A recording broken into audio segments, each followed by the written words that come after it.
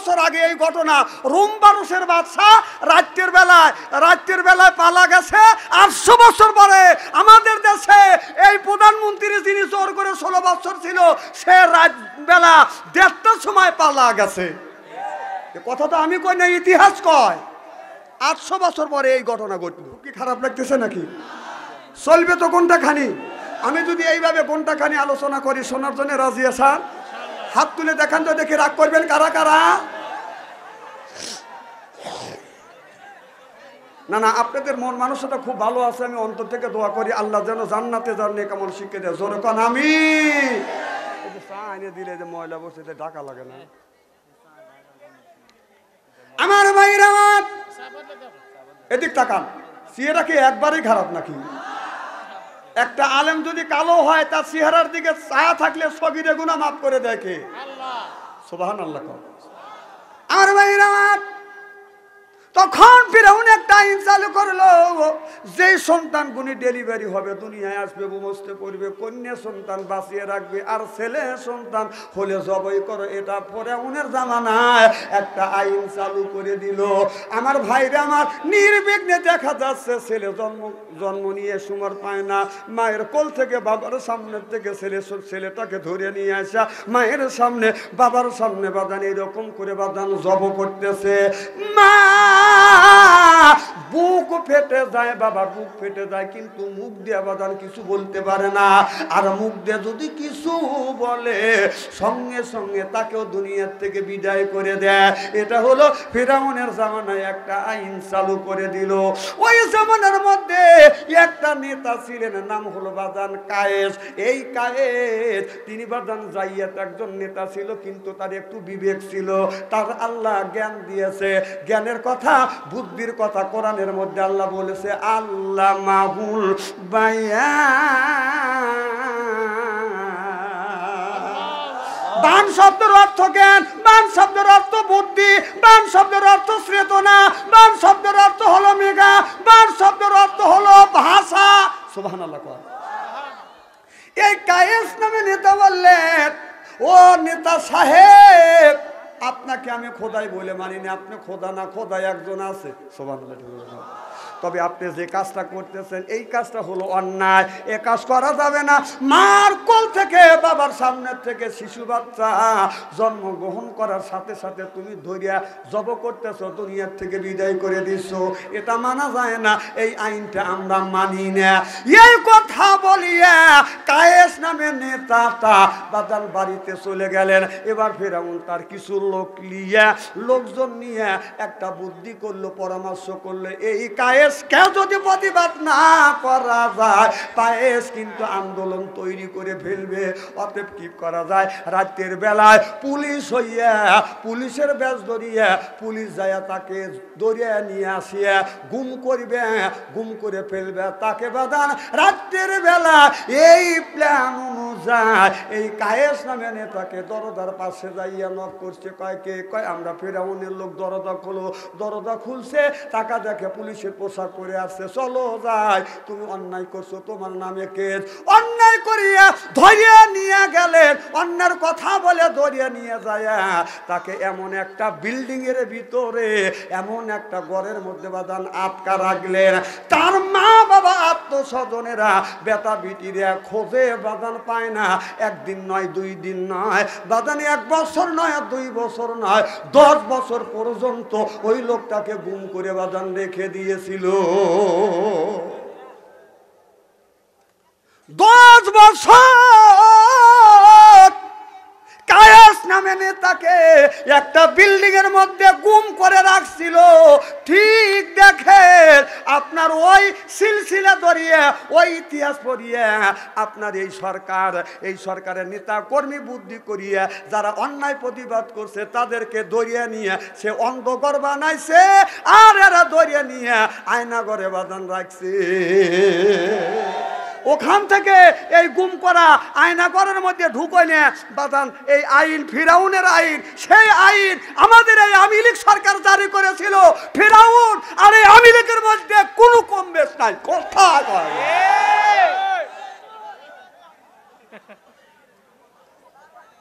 আমার কথা কি বোঝা যাচ্ছে? আরে ইতিহাস তখন লেখা হয় নাই, এখন ইতিহাস লেখা হবে।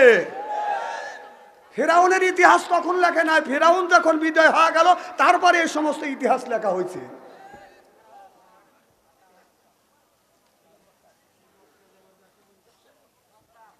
খুব কি খারাপ লাগতেছে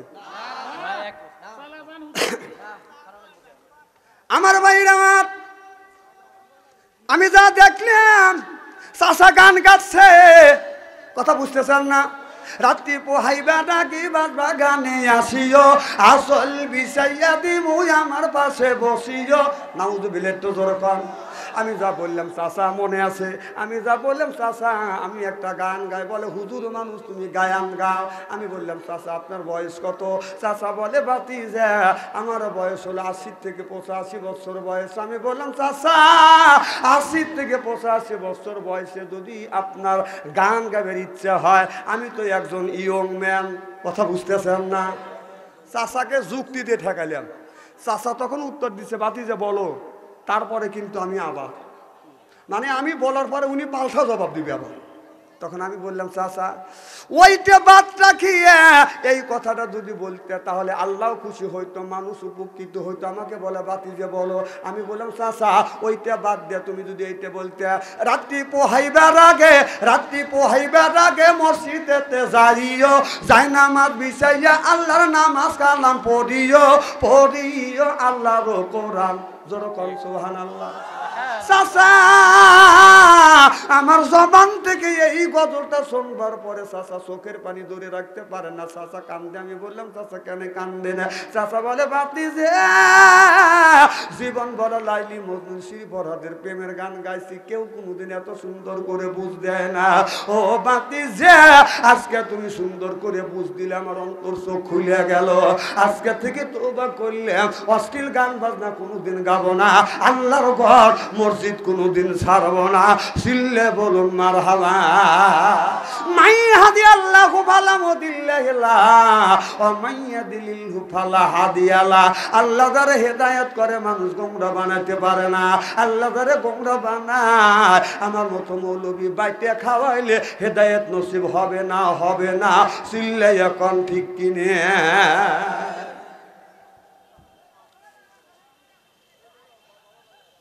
আমার ভাইরা ভালো করে লক্ষ্য করে শুনুন। ও বাজার আল্লাহ বলছে ইন্নাল্লাযিনা আমানু, ইন্না মানে নিশ্চয়ই আল্লাযিনা যাহারা ঈমান আনবে ওই আল্লাহর উপরে, ওয়া আমিলুস সলিহাত আর যারা নেক কাজ করবে। 1 নাম্বার ঈমান, আর যারা 2 নাম্বার নেক কাজ করবে। আল্লাহ বললেন কানাত লাহুম জান্নাতুল ফিরদাউস নুজুলা। 1 নাম্বার যারা নামাজ পড়বে, 2 নাম্বার যারা নেক কাজ করবে, ওই মানুষটা যখন জান্নাতে যাবে 70,000 হুর আসবে রিসিপশন করে জান্নাতে নিয়ে যাবে। কয় হাজার? 70,000। জোরে কন কয় হাজার? কাজ করা লাগবে কয়টা? জোরে কন, চোখে দেখেন না, জোরে কন কয়টা? 1 নাম্বার নামাজ, 1 নাম্বার ঈমান আনা লাগবে, 2 নাম্বার নেক কাজ করা লাগবে। নেক কাজের মধ্যে নামাজ আছে, রোজা আছে, হজ আছে, যাকাত আছে, কুরবানি আছে, ভালো ভালো কাজ আবাদান নেক কাজের মধ্যে ঢুকে গেছে। 2টা কাজ যারা করবে ওই মানুষটা যখন জান্নাতে যাবে হুর আসবে। এই হুরদের এত সুন্দর চেহারা হবে, এই হুর পুলকো দিয়ে এই জমিনে দুধু থুতু ফেলতো, তামাম পৃথিবীর মাটিতে আতরের মতন গ্রান হয়ে যাইতো। আর পুলকো দিয়ে এই পৃথিবীর পানিতে দুধু থুতু ফেলতো, তামাম পৃথিবীর পানিতে আতরের মতন গ্রান হয়ে যাইতো। এত সুন্দর চেহারা, ঠোঁটে লিপস্টিক লাগান লাগবে না, আইবুড়ো মাখান লাগবে না। কোনো মানুষ যদি হুরের দিকে তাকায়, 1 নজর তাকাবে, 70,000 বছর চলে যাবে, চোখের পলক ফেলবে না। আজকে আমাদের মেয়েরা পাই পরে হাই হিল করতেছে কিলকিল, ঠোঁটে লাগাই লটকে পিস, যুবকের দেয় শীষ, পেটও খালি পিঠও খালি, এইটা হলো বাদানা। কথা বুঝতেছেন না? ঠোঁটে লাগাই লটকে পিস, পাই পরে হাই হিল করতেছে কিলকিল, ঠোঁটে লাগা লটকে পিস, এরপরে যুবকের দেয় শীষ, এইটা হলো ইসলামের বীজ, পেটও খালি পিঠও খালি। আমি হিসাব করে দেখলাম ওই মেয়েটা ওর দিলেন শয়তানের শালি।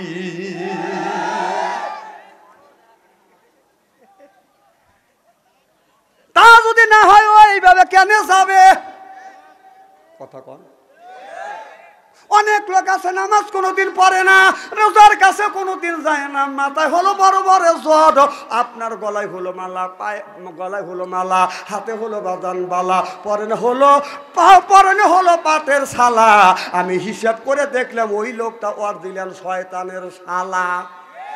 তাছাড়া কেন পড়বে ও পাটের শালা?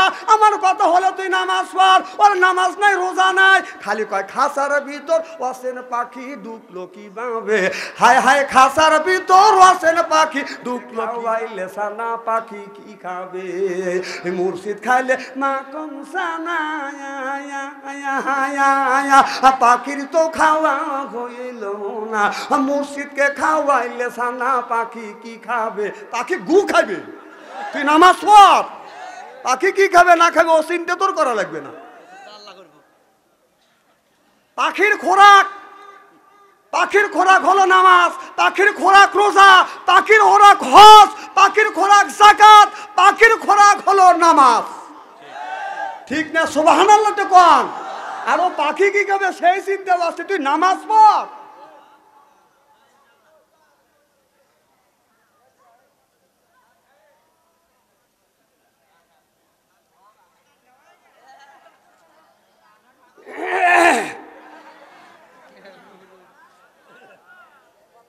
আমার ভাইয়ের, আমার মুসলমান ভাইয়ের, আল্লাহর হাবিবের বিউম্মতেরা ভালো করে লক্ষ্য করে শুনুন। ও বাজার হযরত ওমর বলা বাদান, মদিনার বাদান, অর্ধ পৃথিবীর প্রেসিডেন্ট। সুবহানাল্লাহ বললেন না?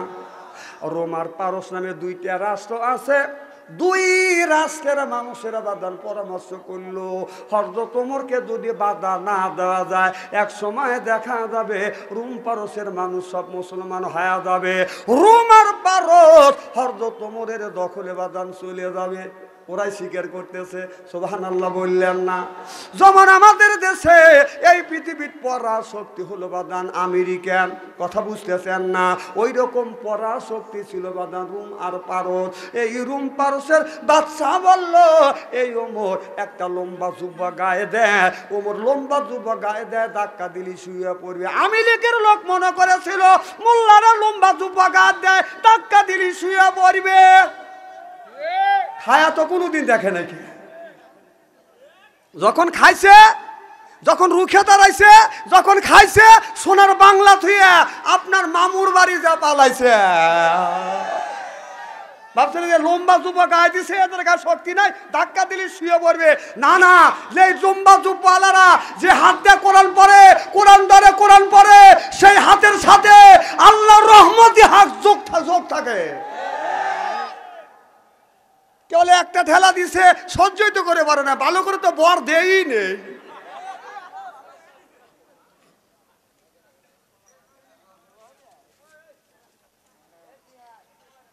দেন বড় বড় চোখ করে তাকে দিছে যে আজকে যদি দল ক্ষমতায় থাকতো তোকে স্টেজ থেকে নামাইতাম, আর ক্ষমতায় আসবে না। নাইরিয়া বেলতলে একবারই যায়, খুব জ্বালাইছে, 16টা বছর জ্বালাইছে। কোরআনের কথা হক কথা বলতে পারি নাই, কোরআনের কথা হাদিসের কথা বলতে পারি নাই, তোমরা পাও কাটি হাতে ধরা দিবে চাইছে। আজকে তুই কোনে এ বেটা শালা আয় আজকে।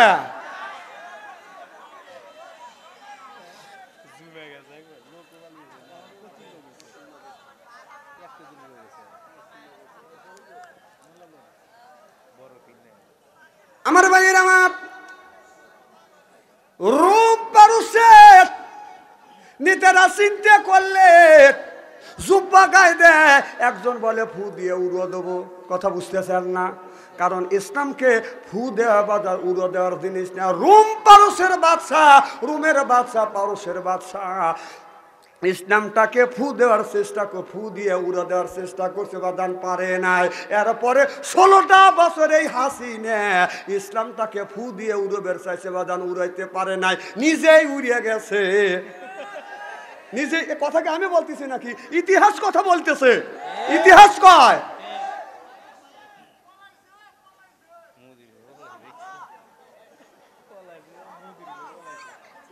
আমার ভাইরা শোনেন, কথা আমাকে বলতে দেন, আমি বলতে এসে আমি বলবো। আপনারা শোনার জন্য আসছেন, শুনবেন, আর আমাকে বলার জন্য দাবাত দিচ্ছে, আমি বলিয়ে যাব।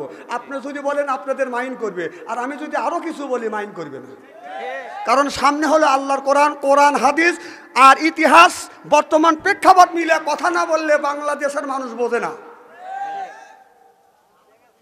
কারণ যে যুবকের হাতে আছে বাজান টাচ ফোন, ভালো থাকে না তাদের মন, ওইতে হচ্ছে বাজান ওদের জমা। আপনার ঘরে বসে বাজান প্রেম করে, মা বাবাকে অখুশি করিয়া বাজান বিয়া করে, ওই বিয়া টেকে না রে। এখন যুবকরা কয় ঠিক।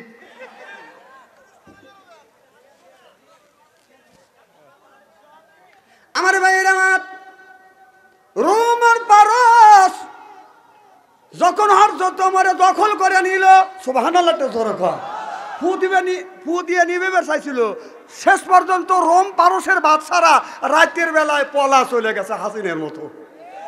এই পলা নিয়ে আগে এই ঘটনা, রোম পারসের বাদশা রাতের বেলায় পালা গেছে। 800 বছর পরে আমাদের দেশে এই প্রধানমন্ত্রী যিনি জোর করে 16 বছর ছিল, সে রাত বেলা 1:30টার সময় পালা গেছে। কথা তো আমি কই না, ইতিহাস কয়।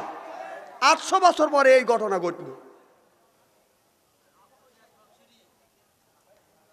আমার ভাইরা আমার, যখন রোম পারস দখলে এসে গেল মুসলমানের হাতে, সুবহানাল্লাহ, হযরত ওমর বললেন রোম আর পারসের মধ্যে যতগুলি জেলখানা আছে, জেলের মধ্যে যতগুলি আসামি আছে, সব আসামিকে আমি আজাদ দিয়ে দিলে, মুক্ত করে দিলাম। জেলখানার দরজা বাদান খুলে দাও। জেলখানার দরজা খুলে দিলেন, গেটটা খুলে দিলেন। প্রত্যেকটা আসামি যারা নিজ বাড়িতে বাদান চলে গেল। হযরত ওমর 7 দিন পরে হযরত ওমর ঘোষণা দিলেন, জেলখানার দরজাগুলি খুলে দিছে, যায় দেখো জেলের মধ্যে কোনো মানুষ আছে কিনা। রোম আর পারসের মধ্যে যতগুলো জেলখানা ছিল, সব জেলখানা বাদান তন্ন করে খুঁজেছে, একটা মানুষ পায় না। কিন্তু রোমের শহরে একটা জেলখানা ছিল, ওই জেলের মধ্যে যা দেখে একজন যুবতী মহিলা বসিয়ে আল্লাহর ইবাদত আর গুণকীর্তন করতেছে। চিল্লে এখন মারহাবা। যা বললেন, কি গো মা তুমি রোম পারস দখলের পর আমাদের অর্ধ পৃথিবীর প্রেসিডেন্ট হযরত ওমর জেলখানার দরজা খুলে দিয়েছে, সব কয়েদিকে মাফ করে দিয়েছে, আজাদ করে দিয়েছে, সব আসামি যার নিজ বাড়িতে চলে গেছে। তুমি কেন যাও না? মারে জেলখানার থেকে তুমি বের হও। এবার মেয়েটা বলতেছে, আমি আপনার সাথে কোনো কথা বলবো না, এই অর্ধ পৃথিবীর প্রেসিডেন্ট হযরত ওমর যদি আসে তবেই আমি জেলখানার থেকে বের হব, নইলে জেলখানার থেকে আমি বের হব না। চিল্লে এখন মারহাবা। সবাই বাড়ি যাইতে পারে, আমি যাব না যতক্ষণ পর্যন্ত অর্ধ পৃথিবীর প্রেসিডেন্ট ওমর না আসবে। যারা পরীক্ষা করবার জন্য গেছিল তারা যে হযরত ওমরকে বলল, হুজুর কোন জেলখানায় একজন কয়েদি পাই নাই, মানুষ পাই নাই, কিন্তু শহরের মধ্যে রোমের শহরের ভিতরে একটা জেলখানা আছে, একজন যুবতী মহিলা বসে আছে। আমি বললাম, মা বের হয়ে যাও। বললো যে ওমর যতক্ষণ না আসবে এতক্ষণ আমি বের হব না। সুবহানাল্লাহ। হযরত ওমর নিজেই জেলখানার গেটের সামনে হাজির হয়ে গেলেন। হযরত ওমর জেলের দরজার সামনে গিয়া সালাম দিলেন, আসসালামু আলাইকুম ইয়া হালাল বাইত। কি গো মা, আমি অর্ধ পৃথিবীর প্রেসিডেন্ট হযরত ওমর তোমার কাছে আসছি। মা তুমি জেলখানা থেকে কেন বের হচ্ছ না? আমি খানাটাকে আমি আজাদ করে দিয়েছি, মুক্ত করে দিয়েছি, সব আসামি বাড়ি চলে গেছে, তুমি কেন যাও নাই মা? মেয়েটা ডেকে ডেকে বলতেছি, আমিরুল মুমিনিন খলিফাতুল মুসলিমিন, আমি এই জেলখানা থেকে বের হব, আমি একজনের বউ হয়ে জেলখানা থেকে বের হব, চিল্লে বলুন মারহাবা। কারণ আমার মা নাই, বাবা নাই। কি গো মা তুমি কে? বলো হুজুর আমি রুম্পা রুসের বাদশা কায়সারের নাতনি। কথা বুঝতেছেন না? রুম্পা রুসের বাদশা কায়সারের নাতনি। আমি ইসলাম গ্রহণ করেছি বিদায় আমার দাদা আজকে আমাকে 12টা বছর পর্যন্ত জেলের মধ্যে আমাকে পুঁতে বন্দি করে রাখছে। আপনি যখন আজাদ করে দিছেন সব আসামি বের হইয়া যার যার বাড়ি চলে গেছে। হুজুর আমার মাও নাই, বাবাও নাই, রাত্রির বেলা তারা আপনার বাইরে পালিয়ে গেছে। আমাকে যখন আজাদ করে দিছেন, জেলখানা মুক্ত করে দিছেন, আমি কোথায় যাব? আমি এই জন্য বের হই না। হযরত ওমর বলল, মা তাহলে তোমার যদি কেউ না থাকে তুমি আমার বাড়িতে চলো, আমার বাড়িতে থাকবে। মেয়েটা বলে, আমিরুল মুমিনিন খলিফাতুল মুসলিমিন, আমি এখান থেকে বের হব, আমি একজনের ওই বউ হয়া হযরত হাসান হযরত হুসাইন রাদিয়াল্লাহু তাআলা আনহুর বউ হয়া জেলখানা থেকে আমি বের হয়ে যাব, চিল্লাইয়া কান মারহাবা। দেখে দেখে বলে, মারে তুমি কি হযরত হুসাইনকে তুমি চেনো? মিয়াটা ডেকে ডেকে বলতেছে, আমিরুল মুমিনিন খলিফাতুল মুসলিমিন, আমি শুধু চিনি না, তার সাথে আমার ভালোবাসা সম্পর্ক হয়ে গেছে। সুবহানাল্লাহ। কি হয়ে গেছে? ভালোবাসা সম্পর্ক হয়ে গেছে। হে হুসাইন আমাকে বিয়ে করবে, বউ হয়া জেলখানার থেকে বের হব, নইলে আমি জেলখানার থেকে বের হব না। সুবহানাল্লাহ। কারণ হুসাইনকে আমি ভালোবাসি, হুসাইনকে আমি কথা কয় না, হুসাইনকে আমি ভালোবাসি। হযরত ওমর চমকে গেলেন যে হাসান হুসাইন জান্নাতের যুবকদের সর্দার হবে। এই হুসাইনকে এই মেয়েটা ভালোবাসে, তাহলে ভালোবাসার সম্পর্ক কেমন করে করলো? ঘোড়া নিয়ে দৌড় হযরত আলীর কাছে যা দেখে বলে, ভাই আলী রে সর্বনাশ হয়ে গেছে, একটা মেয়ে জেলখানার মধ্যে থেকে বের হয় না। আমি বললাম তোমাকে মুক্ত করে দিলাম, আজাদ করে দিলাম, না তুমি জেলখানার থেকে বের হও। মেয়েটা বলেন, না না আমি জেলখানা থেকে বের হব না, তবে বের হব আমি হযরত হুসাইনের বউ হয়া, কারণ হুসাইনকে আমি ভালোবাসি। হযরত আলী এই কথা শোনার সাথে সাথে হযরত আলীর মাথা আগুন ধরে গেল। হুসাইনকে ডেকে ডেকে বলতে, বাবা হুসাইন এই জমিনে তুমি কোন মেয়েকে ভালোবেসেছো? বলে, না বাবা মেয়েদের সাথে দেখাই হয় নাই, ভালোবাসা কাকে কয় আমি ভালোবাসা বুঝি না। সুবহানাল্লাহ, একটা জোরে কর। আর আমাদের দেশের ছেলেরা লেখাপড়া করে, মা বাবার টাকা খরচ করে, আর ক্লাস করে, জব ক্লাস, খালি প্রেমের ক্লাস শুরু করে দিছি। মাস্টার ডিগ্রি পাস করছে, মা বাবা 10 লক্ষ টাকা দিয়ে চাকরি দিছে। এরপরে চাকরি দেওয়ার পরে মা বাবা বলতেছে, বেটা কষ্ট করে লেখাপড়া শিখেছি, 10 লক্ষ টাকা দিয়ে তোমাকে চাকরি দিছি, এখন আমি তোমার মা, আমি তোমার বাবা, বৃদ্ধ হয়ে গেছে, বুড়ো হয়ে গেছে, কখন মরিয়ে যাই বাবা আল্লাহ ভালো জানে, এখন তোমাকে বিয়ে করা বৌমা দেখে আমি মরতে চাই। ছেলে বলতেছে, আব্বা ওই চিন্তা করবেন না, আপনার পুত্রবধূ ডেলিভারি হবে। কি হবে? আমার কথা বোঝেন কি না বোঝেন আল্লাহ জানে। যে সে কাম আমি আগেই হারছি, আপনার পুত্রবধূ এখন ডেলিভারি হবে। বাবা মানে ইংরেজি বোঝে না, ওই বাংলা বোঝে না, ওই ইংরেজি শিখেছে। এবার হযরত আলী আর হযরত ওমর হযরত হুসাইনকে ধরে নিয়ে বাদান জেলখানার গেটের দরজার কাছে গেলেন। সুবহানাল্লাহ। এবার মেয়েটা সামনে যা বলে, মা আমি হুসাইনকে নিয়ে এসে, হুসাইন কি তোমাকে ভালোবেসেছে? এবার মেয়েটা বলে, না না হুসাইন আমাকে ভালোবাসছে কিনা আমি জানি না, আমি মনে মনে হযরত হুসাইনকে ভালোবেসেছি। তবে হুসাইনের মা হযরত ফাতেমা আমাকে কথা দিছে, চিল্লাইয়া কান মারহাবা। হযরত ওমর বললাম, মা হযরত হুসাইনের মা আজ থেকে 5 বছর আগে মারা গেছে। তুমি কি হযরত ফাতেমাকে চেনো? কয় শুধু চিনি না, আমি হযরত। তুমি কি ফাতেমাকে দেখছো? কয় শুধু দেখি নাই, আমি হযরত ফাতেমাকে চিনি। সুবহানাল্লাহ। এবার বলল, মা তুমি কেমন করে চিনলে? বলে, আমি যখন কলমা পড়ে মুসলমান হয়েছি, কলমা পড়ে যখন মুসলমান হয়েছি, আমার দাদা আমার বাপ দাদা যখন আমাকে জেলের মধ্যে ঢুকাইয়া সকালবেলা চাবুক দিয়ে 5টা বাড়ি মারে, আর রাতের বেলা চাবুক দিয়ে আমাকে 10টা বাড়ি মারে। এই রকম করতে করতে আমাকে কলমা ছাড়ার কথা বলে। কলমা যখন আমি ছাড়ি না, এক দিন আমাকে এমন মারা মারে, আমি অজ্ঞান হয়ে জেলের মধ্যে পড়ে যায়। আর আমি লক্ষ্য করে দেখি স্বপ্নের মধ্যে একজন মহিলা আসিয়া আমার মাথায় হাত বুলাইয়া দেয়, আমার কপালে চুমা দেয়। আমি জ্ঞান ফিরিয়ে বললাম, মা আপনি কে? মেয়েটা বলে, আমি হলাম খাতুলে জান্নাত হযরতে ফাতেমা। সিল্লাইয়া কলমার হাওয়া।